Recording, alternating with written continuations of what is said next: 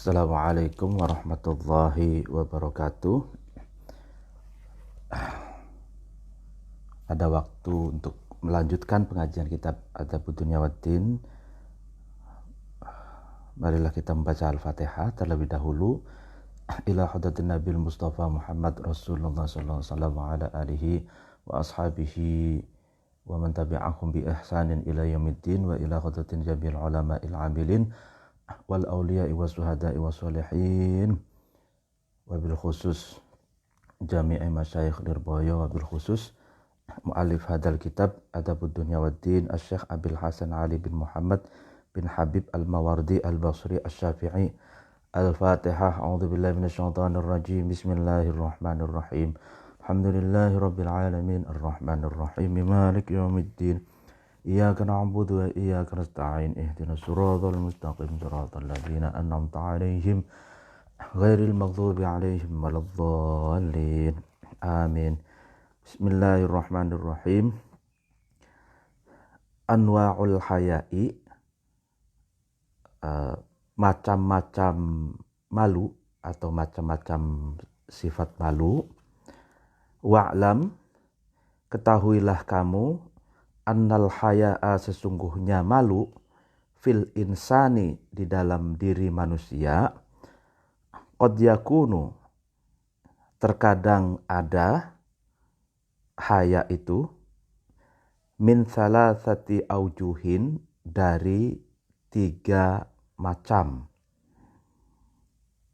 Jadi rasa malu dalam diri manusia itu ada 3 macam. Ahaduhuma, salah satu dari salasah itu, hayauhu, malunya insan, minallahi, dari Allah Ta'ala, ma'aluhur Allah.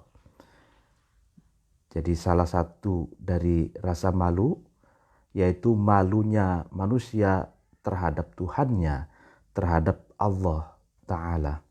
Wasani, malu yang kedua, hayauhu, adalah malunya insan, minan nasi, dari sesama manusia.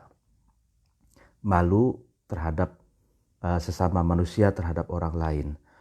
Wasalithu, malu yang ketiga, hayauhu, adalah malunya insan, min nafsihi, dari dirinya sendiri, dari dirinya insan itu sendiri. Jadi ada 3 rasa malu. Malu kepada Allah, kepada Tuhan. Yang kedua, malu kepada sesama, kepada manusia yang lain. Yang ketiga, malu kepada diri sendiri.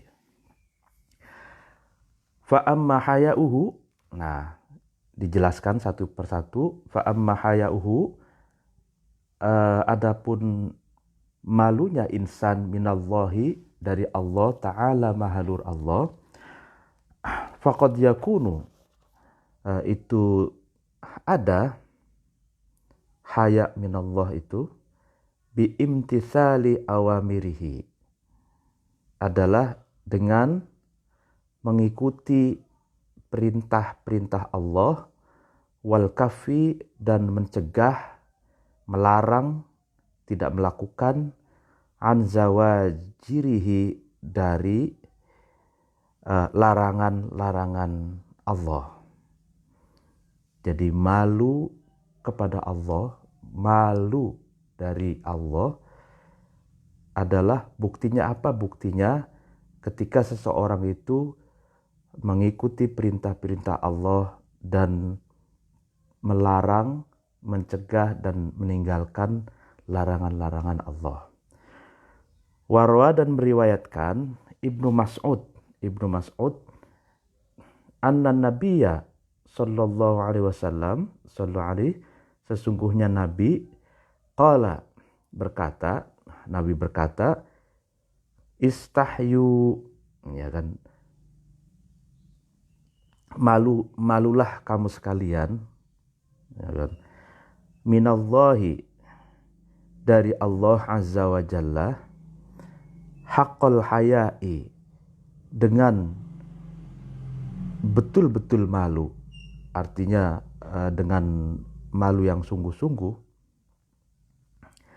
Faqila, kemudian dikatakan ya Rasulullah, wahai utusan Allah.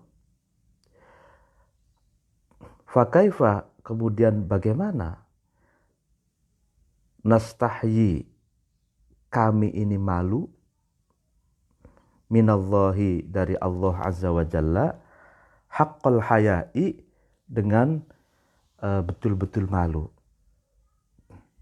Artinya ketika Rasulullah memerintahkan kepada para sahabatnya, malulah kamu sekalian kepada Allah dengan sungguh-sungguh malu.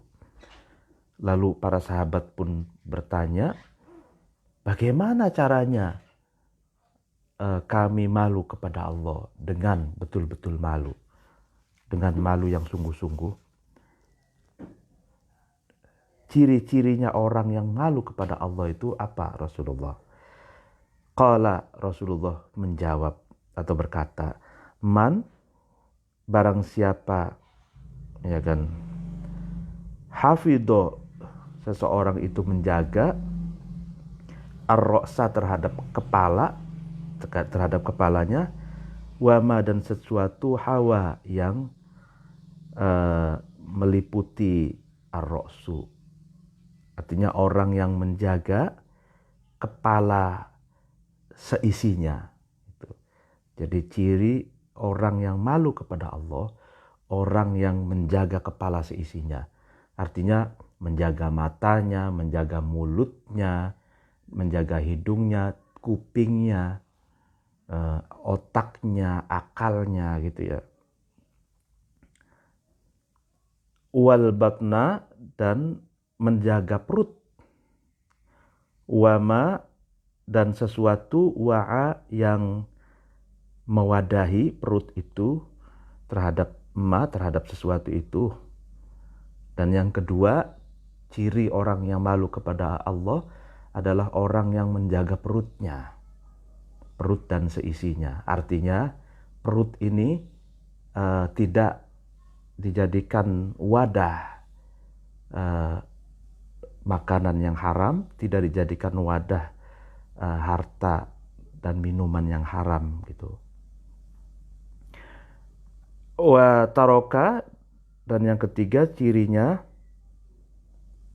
seseorang yang malu kepada Allah, seseorang yang meninggalkan zinatal hayati, terhadap perhiasan hidup, zinatal hayati dunia, terhadap perhiasan hidup di dunia ini. Artinya tidak berlebihan menggunakan atau menghiasi diri di dunia ini. Wa dzakara, dan yang keempat cirinya adalah seseorang yang ingat al-mauta, terhadap kematian, wal bila, dan bosok. Jadi kalau orang yang sudah mati ditaruh di liang lahat, itu kan lama-kelamaan bosok, lalu kemudian dimakan cacing, dimakan kecoa, serangga, dan lain sebagainya. Nah, jadi ciri yang keempat itu orang yang malu kepada Allah adalah orang yang selalu mengingat mati. Karena kematian itu adalah nasihat bagi kita bahwa kita ini hidup sementara dan sebentar, gitu. Nanti akan mati, gitu. Dengan begitu ingat mati, hidup kita menjadi hati-hati, hidup kita menjadi waspada dan senantiasa mawas diri. Faqad istahya, maka sungguh orang itu takut minallahi, dari Allah azza wa jalla, haqqal haya'i, dengan sejatinya takut.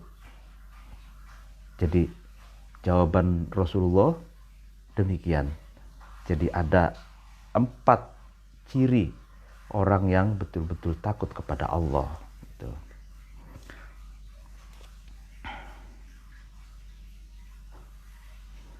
Wa hadzal hadisu, inilah hadis min ablaghil wasaya. Itu termasuk wasiat yang sangat baik gitu. Yang lebih baik, lebih kuat, termasuk wasiat yang lebih kuat, pendek, lalu simple tapi mengena serta mendalam. Waqala, dan berkata Abul Hasan al-Mawardi, Abul Hasan al-Mawardi musanniful kitab, yaitu penulis kitab ini. Ra'aitu, aku melihat atau aku bermimpi Rasulullah sallallahu alaihi wasallam, terhadap Rasulullah, fil manami, di dalam tidur, data lailatin, di satu malam. Artinya Imam Abul Hasan al-Mawardi, penulis kitab ini, itu punya pengalaman spiritual berupa apa? Beliau pernah mimpi bertemu dengan Rasul di dalam tidurnya di suatu malam. Fakultu, kemudian aku berkata, ya Rasulullah, wahai Rasulullah, ausini, berilah wasiat kamu ni terhadapku. Faqala, kemudian Rasulullah berkata, istahya, takutlah kamu minallahi azza wa jalla, dari Allah azza wa jalla, haqqal hayai, dengan betul-betul malu. Ya kan? Jadi wasiatnya Rasul kepada Al-Mawardi, penulis kitab ini, di dalam mimpinya, takutlah kamu kepada Allah dengan betul-betul, dengan sungguh-sungguh takut. Bukan takut, malu. Malulah kamu kepada Allah dengan sungguh-sungguh malu.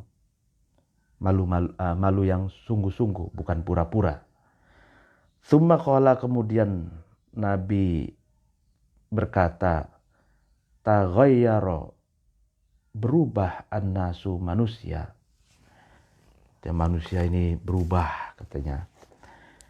Qultu, kemudian aku berkata, kata Imam Al-Mawardi, wa kaifa, dan bagaimana, dzalika, manusia itu berubah, taghayyurun nas itu, ya Rasulullah, wahai Rasulullah.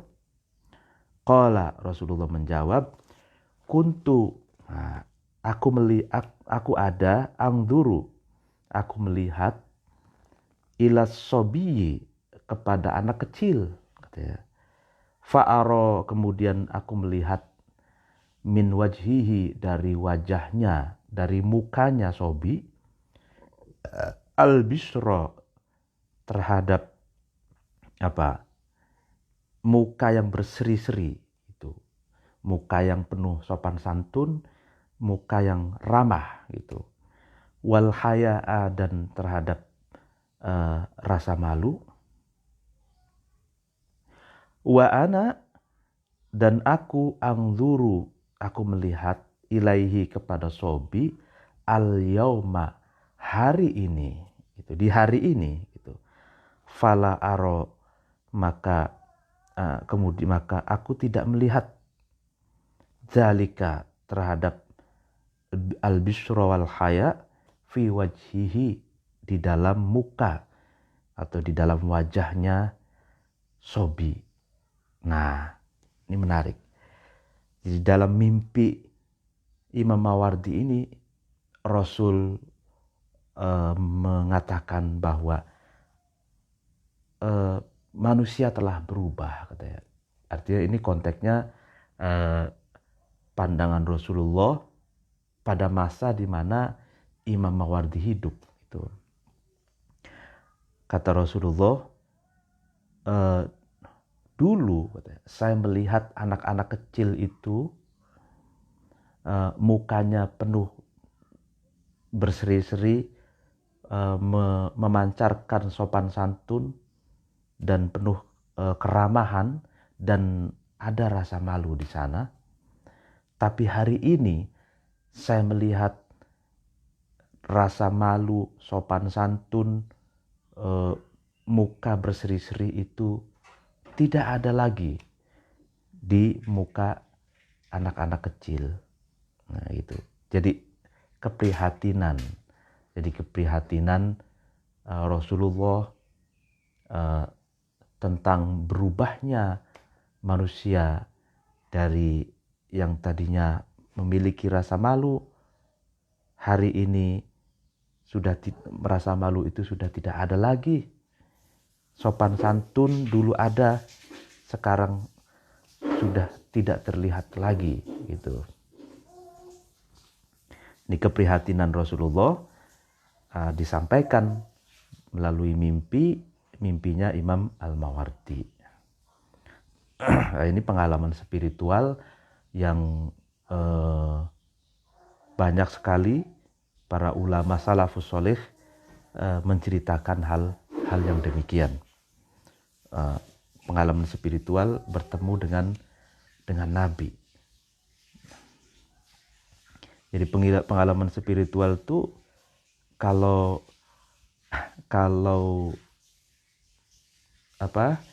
orang Mu'tazilah itu yang pendiri Baitul Hikmah Al-Ma'mun, ya kan, pemimpin pada waktu itu, yang pemimpin dari Mu'tazilah Al-Ma'mun, Khalifah Al-Ma'mun mendirikan Baitul Hikmah, semacam laboratorium penelitian keilmuan dan penerjemahan.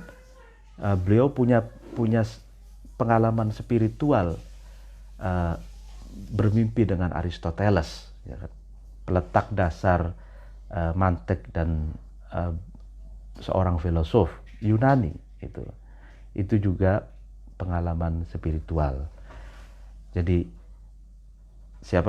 Al-Ma'mun ini bermimpi dengan Aristoteles, lalu kemudian beliau setelah itu menginisiasi untuk mendirikan Baitul Hikmah, rumah kebijaksanaan yang isinya adalah laboratorium penerjemahan dari bahasa Yunani ke Arab, bahasa Ibrani, bahasa Persia ke Arab, bahasa Suryani juga ke Arab.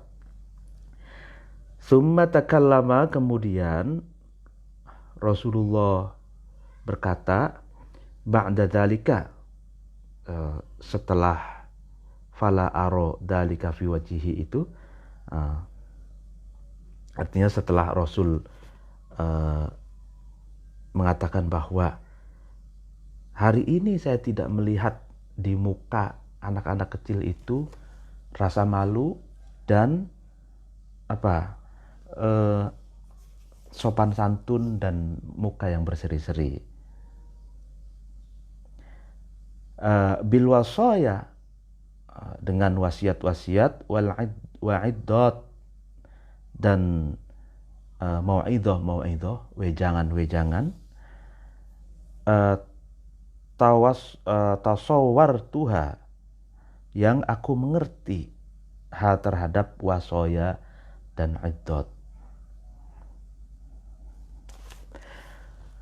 Wa adhalani, dan melalaikan, ya kan, ni terhadap aku, as-sururu, bahagia, rasa bahagia itu melalaikanku, an hifdhiha, dari menghafal wasiat dan mau'idah dari Rasulullah itu.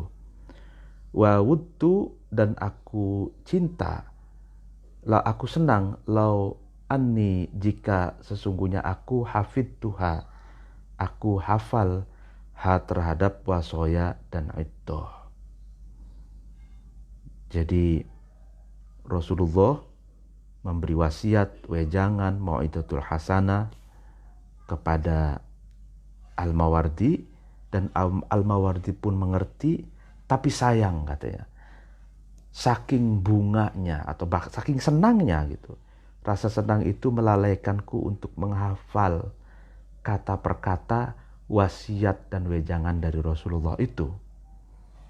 Ya kan? Dan saya suka sekali katanya. Cinta sekali seandainya saya dapat menghafalnya gitu. Falam yabda'u, kemudian Nabi tidak memulai bisyai'in dengan sesuatu, sallallahu alaihi wasallam, sallallahu alaihi qablal wasiyati, sebelum wasiat, ya kan, bil haya'i, dengan malu, minallahi, dari Allah azza wa jalla. Wa ja'ala, dan Nabi menjadikan ma, terhadap sesuatu, ya, salibahu, yang merusak hu, terhadap ma, as-sobiyu, sobi, minal bishri, min ini bayaniyah menjelaskan tentang ma itu, minal bishri, dari muka yang berseri-seri dan sopan santun, wal hayai, dan malu, sababan, sebagai sebab, litaghayyurin nasi, berubahnya manusia. Ya, jadi Rasul sebelum memberi wasiat itu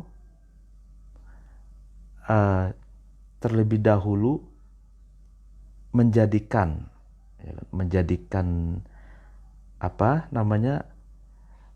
sesuatu yang terjadi pada diri anak-anak gitu. Jadi barometer perubahan, ya kan, barometer perubahan sosial masyarakat, perubahan manusia itu Rasulullah bertitik tolak dari apa yang terjadi pada dunia anak-anak gitu.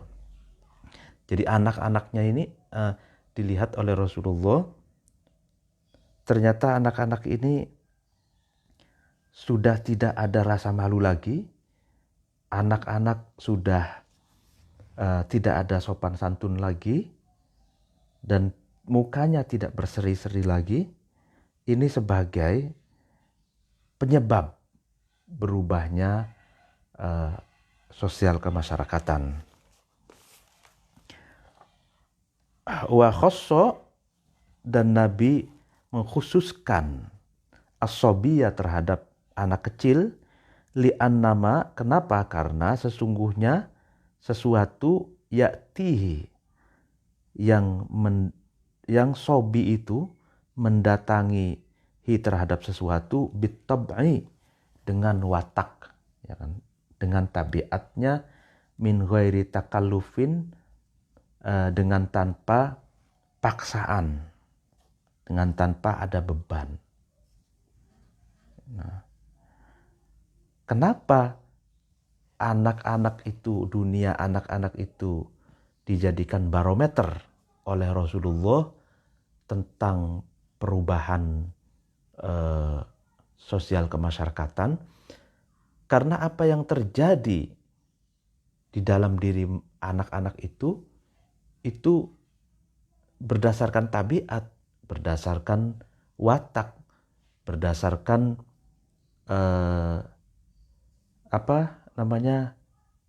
sukarela tanpa ada paksaan. Tuh. Jadi berarti karakter anak itu sudah terbentuk sedemikian rupa, ya kan, oleh apa? Oleh wataknya, dan wataknya itu dibentuk oleh lingkungan itu. Jadi artinya anak-anak kecil saja sudah rusak, itu kan, berarti tandanya tatanan sosial kemasyarakatan itu rusak gitu. Fasolah, kemudian semoga memberikan salawat Allah wasallama, dan Allah memberikan selamat ucapan selamat alaman atas seseorang hada yang menunjukkan seseorang itu ummatahu terhadap umatnya seseorang itu. Wa taba'a, dan seseorang itu terus mengikuti, ya kan, atau terus secara bertahap, secara terus menerus inzaraha terhadap menakut-nakuti atau memberi warning, peringatan terhadap umatnya. Wa qata'a, dan seseorang itu, maksudnya ini Kanjeng Nabi Muhammad, wa qata'a, dan seseorang itu memutus a'dzaraha terhadap alibi-alibinya umat atau alasan-alasannya umat. Wa wasala, dan seseorang itu menyambungkan, ya kan, ta'dibaha terhadap mengajar akhlak moralitas umat. Artinya terus memberi pelajaran etika terhadap umatnya. Wa hafidho, dan seseorang itu menjaga tahdzibaha terhadap membersihkan jiwa-jiwanya umat. Wa ja'ala, dan seseorang itu menjadikan likulli asrin, kepada setiap masa, haddon, bagian, min zawajirihi, dari larangan-larangannya seseorang itu, maksudnya Kanjeng Nabi Muhammad. Wa nasiban, dan bagian, min awamirihi, dari perintah-perintahnya seseorang itu. Artinya semoga Allah memberikan salawat dan salam kepada Nabi Muhammad yang senantiasa memberikan petunjuk kepada umatnya, lalu kemudian secara kontinu memberikan warning kepada umatnya dan terus mendidik etika terhadap umatnya, dan menjaga kebersihan umatnya, dan setiap masa itu memiliki problematika tersendiri, ya kan, sehingga Nabi pun ketika memberikan wasiat dan warning kepada Al-Mawardi di dalam mimpinya ini, itu sesuai dengan konteks masanya gitu. A'anana, semoga memberi pertolongan terhadap kami, Allahu Allah, ala qabuliha, atas menerima al-awamir, ya kan, bil amali, dengan mengamalkannya, dengan amal. Wa ala istidamatiha, dan semoga Allah, ya kan, melanggengkan, ya kan, al-awamir itu bitaufiqi, dengan pertolongan.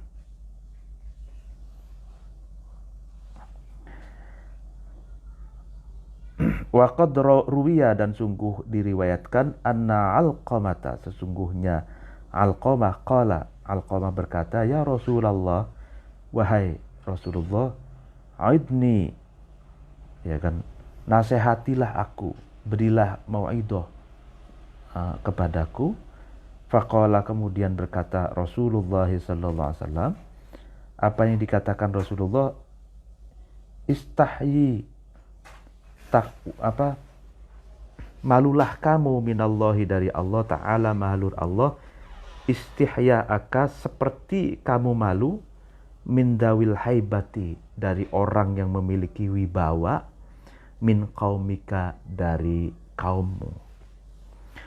Wahadal haya'i, wahadal haya'u, adapun rasa malu, yakunu, ada rasa malu itu, min quwatid dini, itu bagian dari kekuatannya agama, wasihhatil yaqini, dan sihahnya atau sahnya keyakinan. Walidzalika, dan karena itu, karena yakunu min quwwatiddin, qala berkata an-nabiyyu, Nabi sallallahu alaihi wasallam, apa yang dikatakan Nabi, qillatul haya'i, sedikitnya rasa malu, kufrun, itu adalah kekufuran. Yakni maksudnya Nabi, minallahi, kufur dari Allah.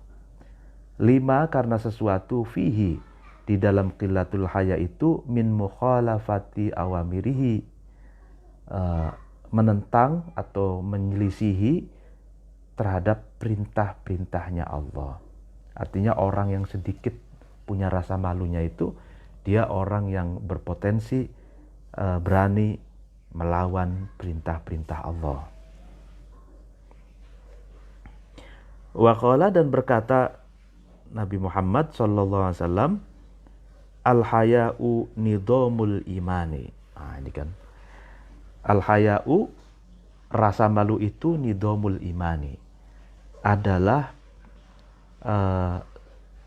struktur iman. Jadi infrastruktur iman itu adalah rasa malu. Faida inhalla, maka ketika udar, ketika lepas gitu, nidhamus syai'i, infrastrukturnya atau organisasinya sesuatu, tabaddada, maka menjadi terpisah-pisah, ma, sesuatu, fihi, yang ada di dalam syai', wa tafarraqa, artinya menjadi terpecah belah, terpecah-pecah, berkeping-keping gitu. Jadi rasa malu itu nidhamul iman. Nidham itu bisa diartikan organisasi, bisa diartikan runutan ya. Runutan tuh yang ibarat bangunan tuh yang menyusun, susunan ya. Susunan, atau bisa termasuk juga infrastruktur lah ya, lebih ini. Jadi infrastruktur iman. Jadi ketika infrastruktur sesuatu itu udar, infrastruktur itu rusak, infrastruktur itu pecah gitu, maka sesuatu yang ada di dalamnya juga akan tercerai-berai gitu. Demikian pengajian pada pagi hari ini. Mohon maaf apabila ada kekurangan dan kekhilafan. Wallahul muwaffiq ila aqwamit thoriq. Wassalamualaikum warahmatullahi wabarakatuh.